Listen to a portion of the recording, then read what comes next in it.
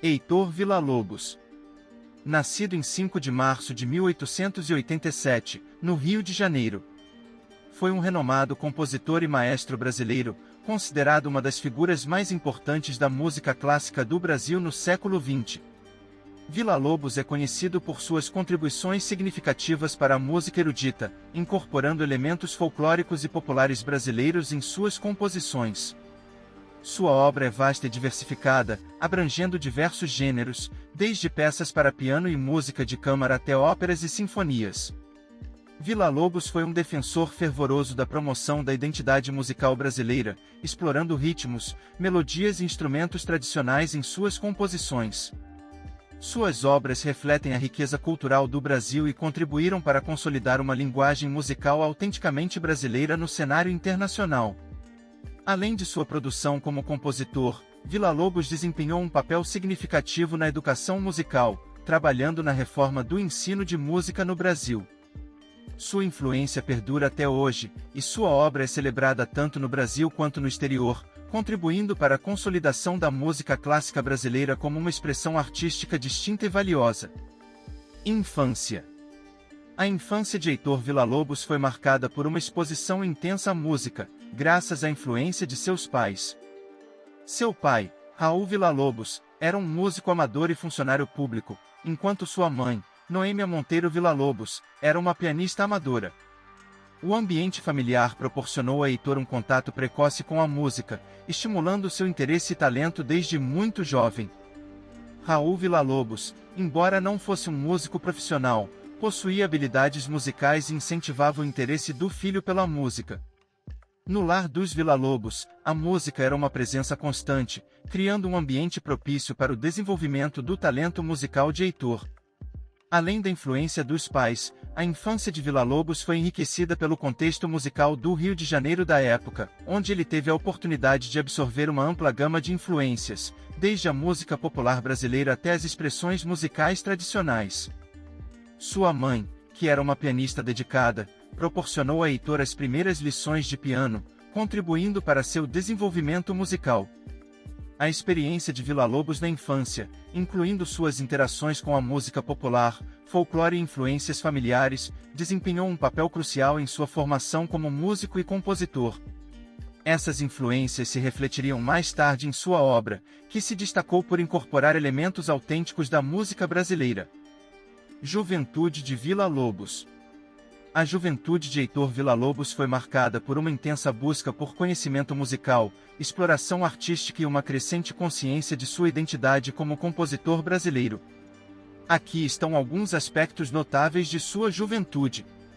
Estudos e viagens pelo Brasil. Durante sua juventude, Villa-Lobos viajou extensivamente pelo Brasil, absorvendo a riqueza da música folclórica e popular de diferentes regiões. Essas experiências foram fundamentais para moldar seu estilo musical e sua compreensão da diversidade musical do país. Aprendizado autodidata. Villa-Lobos era essencialmente autodidata. Ele aprendeu a tocar diversos instrumentos, incluindo violão e violoncelo, e desenvolveu suas habilidades musicais sem frequentar formalmente um conservatório. Essa abordagem única contribuiu para sua originalidade como compositor. Influências e experimentações.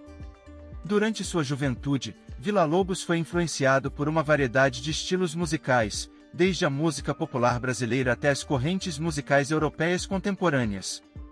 Essa fusão de influências contribuiu para a diversidade e riqueza de sua produção musical. Participação na vida artística do Rio de Janeiro.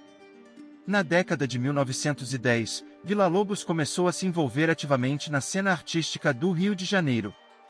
Ele participou de eventos culturais, apresentou-se como violoncelista e começou a ganhar reconhecimento por suas composições. Desenvolvimento de um estilo próprio. Durante sua juventude, Villa-Lobos começou a consolidar um estilo musical único que incorporava elementos do folclore brasileiro, ritmos populares e estruturas mais livres, inspiradas por suas observações das tradições musicais indígenas e populares do Brasil. Esses anos formativos foram cruciais para Villa-Lobos, preparando para se tornar uma das figuras mais proeminentes da música clássica brasileira. Sua juventude moldou suas convicções artísticas e filosofias musicais, que viriam a se refletir em sua vasta e influente obra posterior. Heitor Villa-Lobos alcançou reconhecimento e sucesso ao longo de sua carreira, mas alguns de seus primeiros sucessos contribuíram para consolidar sua reputação como um compositor notável. Aqui estão alguns marcos importantes. Choros número 10, em 1926. Uma das primeiras composições que trouxe destaque a Villa-Lobos foi o Choros número 10, escrito para coro misto e instrumentos. Essa obra é notável por sua complexidade e inovação, incorporando influências da música popular brasileira e indígena. Bachianas Brasileiras, de 1930 a 1945. A série de 9 peças conhecida como Bachianas Brasileiras é uma das obras mais famosas de Villa-Lobos. Composta entre 1930 e 1945, ela reflete sua admiração por Johann Sebastian Bach, enquanto incorpora elementos autenticamente brasileiros. As Bachianas Brasileiras número 5, em particular, com seu famoso Vária, cantilena, para soprano e 8 violoncelos, tornou-se uma obra muito conhecida. A Floresta do Amazonas, 1959. Esta obra, composta no final de sua vida, é uma síntese de vários temas e melodias extraídos de suas obras anteriores. Ela incorpora elementos da cultura popular brasileira e é uma homenagem à biodiversidade da Amazônia. Suíte Popular Brasileira, 1912. Essa suíte para violão solo é uma das primeiras obras de Villa-Lobos que ganhou reconhecimento. As peças individuais, como o Mazurca Choro e o Valsa Choro, revelam sua habilidade em fundir elementos da música popular brasileira com a tradição erudita. Essas são apenas algumas das obras que contribuíram para o sucesso inicial de Villa-Lobos. Ao longo de sua carreira, ele produziu uma quantidade extraordinária de música, cobrindo uma ampla variedade de gêneros e influenciando significativamente o desenvolvimento da música clássica brasileira. Heitor Villa-Lobos desempenhou um papel importante na Semana de Arte Moderna de 1922, um evento cultural crucial que ocorreu em São Paulo e é considerado um marco no movimento modernista brasileiro.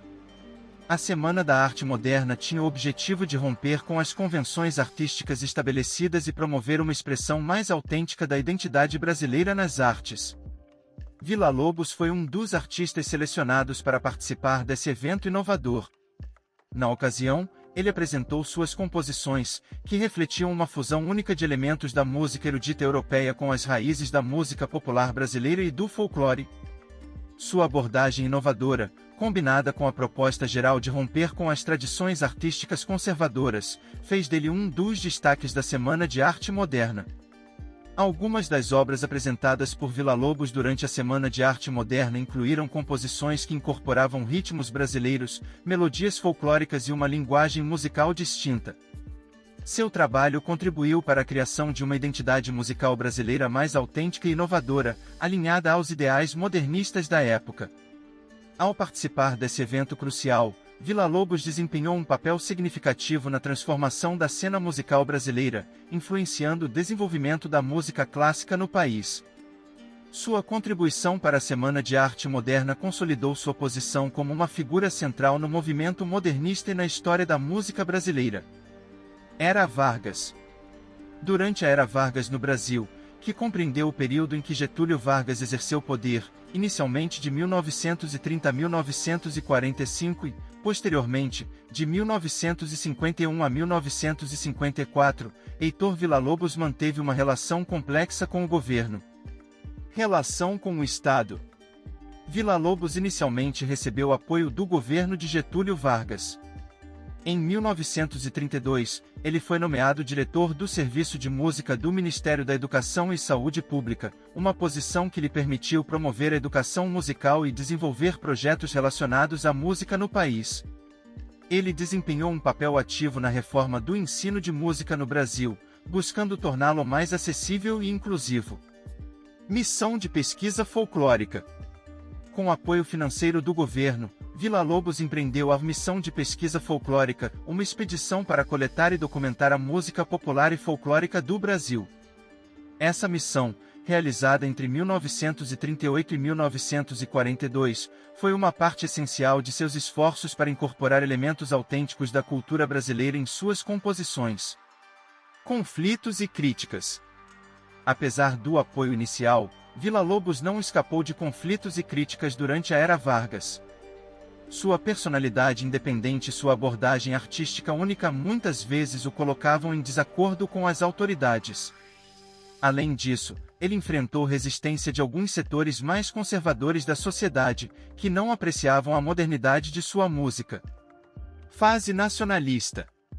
Durante parte desse período, Villa-Lobos consolidou sua fase nacionalista, incorporando elementos folclóricos e indígenas em suas composições. Suas obras refletiam um compromisso com a criação de uma música verdadeiramente brasileira. Influência duradoura. O legado de Villa-Lobos na música brasileira é duradouro.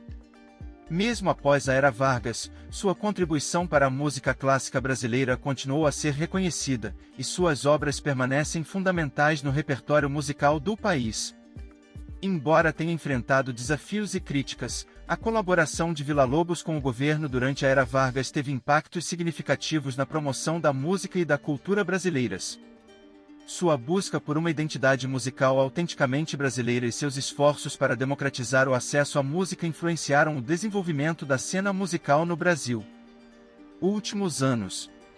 Os últimos anos de Heitor Villa-Lobos foram um período significativo em sua vida, marcado por desafios de saúde, realizações finais e o reconhecimento contínuo de seu legado na música brasileira. Aqui estão alguns aspectos dos últimos anos de Villa-Lobos. Problemas de saúde. Nos últimos anos de sua vida, Villa-Lobos enfrentou problemas de saúde, incluindo câncer. Essas questões de saúde impactaram sua energia e vitalidade, mas ele continuou trabalhando e compondo até os últimos dias. Reconhecimento internacional. Villa-Lobos continuou a receber reconhecimento internacional. Suas obras eram executadas em todo o mundo, e ele participava de eventos e concertos em diversos países. Seu impacto na música clássica e sua contribuição para a identidade musical brasileira eram amplamente celebrados. Concertos e atividades musicais. Apesar de enfrentar desafios de saúde, Villa-Lobos continuou a se envolver em atividades musicais. Ele conduziu concertos, participou de eventos e colaborou com músicos internacionais. Sua presença nos palcos musicais era uma expressão contínua de sua dedicação à música. Composições finais. Villa-Lobos continuou a compor durante seus últimos anos. Algumas de suas obras finais incluem composições como Madalena, suíte para piano, escrita em 1947, e Noneto, concluída em 1959. Sua dedicação à composição persistiu até o final de sua vida. Morte. Heitor Villa-Lobos faleceu em 17 de novembro de 1959, no Rio de Janeiro, aos 72 anos, vítima de câncer. Sua morte representou o fim de uma era na música brasileira, mas seu legado continuou a prosperar. Os últimos anos de Villa-Lobos foram uma mistura de desafios pessoais e realizações musicais. Sua morte marcou o fim de uma vida dedicada à música e à promoção da identidade musical brasileira, mas sua influência perdura através de suas composições atemporais. Heitor Villa-Lobos compôs uma vasta quantidade de obras que abrangem uma variedade de gêneros e instrumentações. Alguns de seus maiores sucessos, amplamente reconhecidos e frequentemente executados, incluem Bachianas Brasileiras, de 1930 a 1945. A série de 9 suítes conhecida como Bachianas Brasileiras é uma das obras mais famosas de Villa-Lobos. Cada suíte combina elementos da música barroca de Johann Sebastian Bach com temas e ritmos brasileiros. A Bachianas Brasileiras número 5, em particular, com sua vária, cantilena, para soprano e 8 violoncelos, é uma das peças mais conhecidas. Choros número 10, Rasga o Coração, 1926. Esta obra é uma das composições mais emblemáticas de Villa-Lobos. Ela incorpora uma variedade de influências, desde o choro brasileiro até elementos modernos, e é conhecida por sua complexidade e inovação. Suíte Popular Brasileira para Violão, em 1912. Essa suíte é uma coleção de peças para violão solo que incorporam elementos da música popular brasileira. Cada peça, como o Mazurca Choro e o Valsa Choro, é uma expressão única do estilo de Villa-Lobos. Ciclo Brasileiro para Piano, em 1936. Este ciclo de 4 peças para piano é uma exploração das influências folclóricas brasileiras. Cada peça, como o Plantio do Caboclo e Festa no Sertão, captura diferentes aspectos da cultura musical do Brasil. A Prole do Bebê, em 1918. Fantasia Característica. Esta obra para piano é uma coleção de 8 peças inspiradas na literatura infantil brasileira. Cada peça retrata um personagem e incorpora elementos folclóricos. Essas são apenas algumas das muitas obras notáveis de Heitor Villa-Lobos. Seu catálogo abrange música vocal e instrumental, explorando uma ampla variedade de estilos e influências, e seu legado continua a ser uma parte integral da música clássica brasileira. Em conclusão, gostaria de expressar minha sincera gratidão pela atenção dedicada a este discurso. Suas presenças são testemunhas da importância deste momento, e aprecio profundamente o tempo que compartilhamos.